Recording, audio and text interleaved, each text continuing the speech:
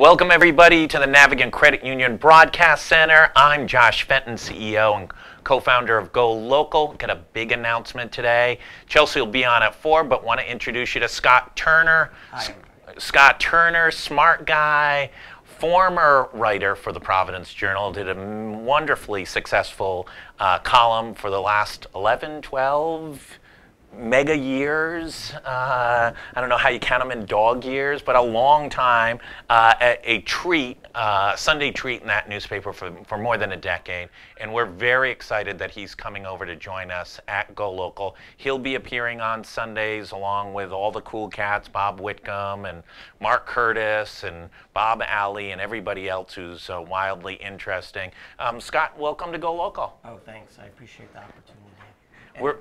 Any chance that someone would publish what I observed, right? Yeah, and it's it's really insightful. You asked what's this interview going to be like? I said it's kind of like when Gore Vidal would be on Dick Cavett. Only about 1% will actually understand that reference, but sort of, interesting writer, boring interviewer. Talk a little bit about your approach to writing your pieces.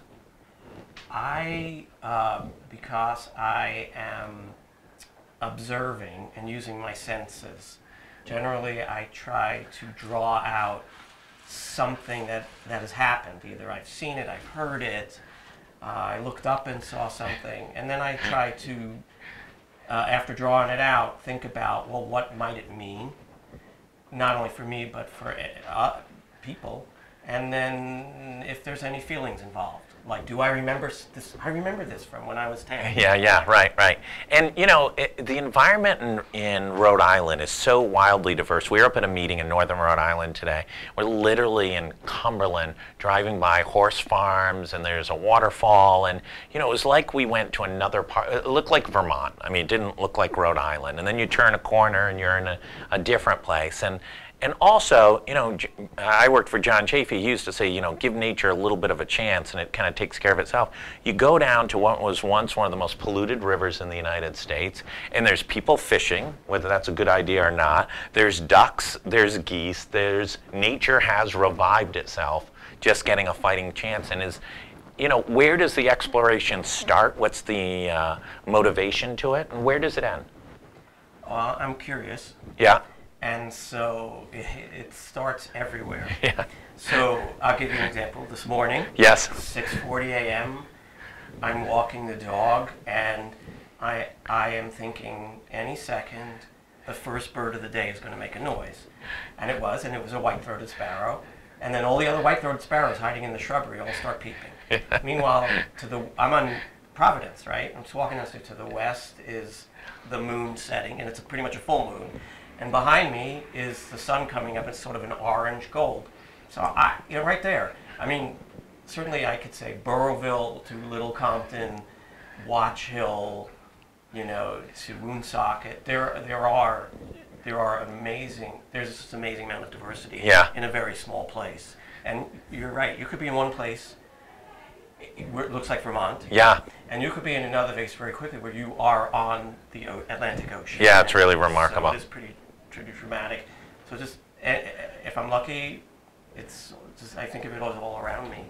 And talk about some of your favorite pieces, in the past, what you've written about that you just said, my God, I found this nugget that I didn't even know was here, even after writing for, more than a decade, that was so unusual and so exciting. I live on the east side. We didn't used to have bunnies on the east side. Now there's bunnies everywhere, right? Right. And they're everywhere. They're just everywhere. They've taken over the east side of Providence. Talk a little bit about sort of those unexpected surprises and what that's meant to you and how you've captured it in your writing. Well, I am generally sort of tuned in to birds and bees, and even in the winter. I think some of the things that are unexpected are both from nature and from people. Yeah. And I'll give you an example. It is an east side sort of College Hill, Providence example, but I went to get my son, he's 18 now, but he was about 5 or 6. and he was at it was preschool. So I picked him up, and we were down at College Hill, and we were going to take the bus home, and he just said, "Dad, let's walk."